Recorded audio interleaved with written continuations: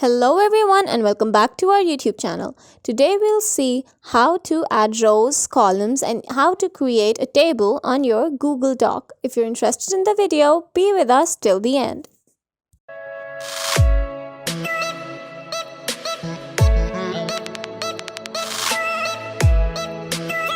Just open your Google Doc file through the web browser.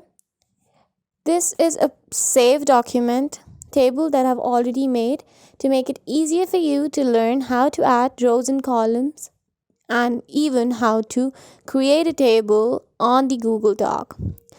So now to add a row or column, let's start by adding a row. What we do is just directly right click on this line. After that, scroll down the screen and click on insert row below. You can insert a row below or insert a row above the line. If you click on insert row below, then another row will be inserted below that line that you just clicked on.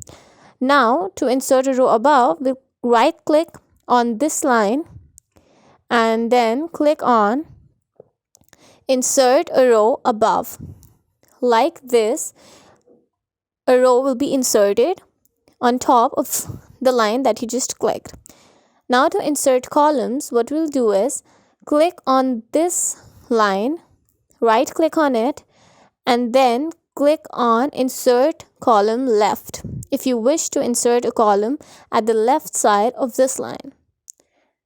After clicking on it, you can see a column has been inserted.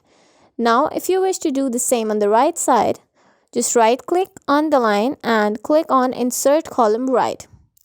Another column has been inserted at the right side to the line that you just clicked on.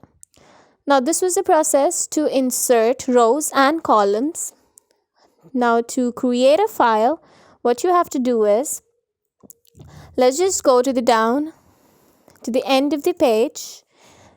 Now from this section, click on this insert tab. Go to the table, choose the parameters of your table and tap on it.